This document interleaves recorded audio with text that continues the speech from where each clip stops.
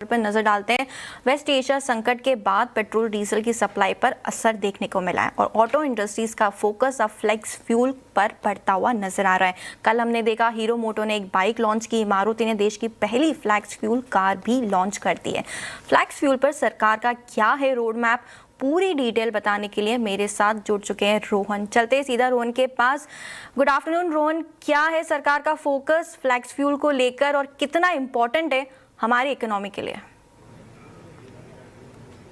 जी good afternoon Nupur. और जिस समय का इंतजार था वो आखिरकार आ गया है। ये देखिए मारुति सुजुकी की पहली जो है फ्लेक्स फ्यूल कार यहाँ पे है। वैगनार मास मार्केट कार है और उसका इन्होंने फ्लेक्स फ्यूल वर्जन उतारा है। और कल ही हमने देखा था कि हीरो मोटोकॉर्प ने भी अपनी सबसे ज्यादा बिकने वाली बाइक स्प्लेंडर प्लस का जो फ्लेक्स फ्यूल वर्जन है वो उतारा था। तो अब ये जो है मेन स्ट्रीम होता जा रहा है, खासतौर पर इसलिए क्योंकि सरकार का काफी ज्यादा फोकस है फ्लेक्स फ्यूल्स के ऊपर। और अगर आप देखें फीचर्स पूरी तरह से एक तरह से आइडेंटिकल है, पूरा जो डायमेंशंस है वो आइडेंटिकल है। जो अंतर है वो ये है कि ये E85 इथेनॉल ब्लेंड तक चल सकती है, यानी कि 85% तक इथेनॉल ब्लेंड तक चल सकती है।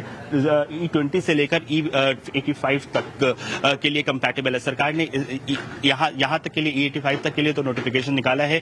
E100 के लिए भी बातचीत चल रही है, यानी कि प्योर इथेनॉल के लिए भी सरकार बहुत जल्दी काम कर रही है। अब जो अगला बड़ा सवाल है वो ये है कि ये जो फ्यूल है वो अवेलेबल कहाँ होगा, तो उसका रोड मैप भी तैयार है। अगले कुछ दिनों में 50 से 100 करीब डिस्पेंसिंग स्टेशन होंगे। शुरुआत दिल्ली एनसीआर और पुणे नागपुर से होगी। उसके बाद अगले इस साल के अंत तक सरकार का प्लान है कि 500 के करीब जो फ्लेक्स फ्यूल डिस्पेंसिंग स्टेशन हैं वो बनाए जाए और अगले साल यानी कि 2027 के अंत तक 5000 के करीब स्टेशन होंगे और धीरे धीरे से मेन स्ट्रीम करने की तैयारी है। लेकिन जिस तरीके से जो मेन कार कंपनियां हैं, इसके बाद टाटा मोटर्स की भी प्लानिंग है कि वो भी अपना फ्लेक्स फ्यूल गाड़ी बहुत जल्दी लॉन्च करेंगे। फिलहाल कीमतों की घोषणा नहीं की गई है, लेकिन सभी जो मॉडल्स हैं धीरे धीरे फ्लेक्स फ्यूल एक मॉडल जरूर आएगा। ये कार कंपनियों की योजना है और इससे जो है मेन स्ट्रीमिंग में हेल्प मिलेगी। जिस तरह के सरकार का फोकस है कि जो इंपोर्ट क्रूड का होता है उस पर निर्भरता कम हो, तो इसमें एक बड़ा कदम आज यहाँ पे देखने को मिल रहा है।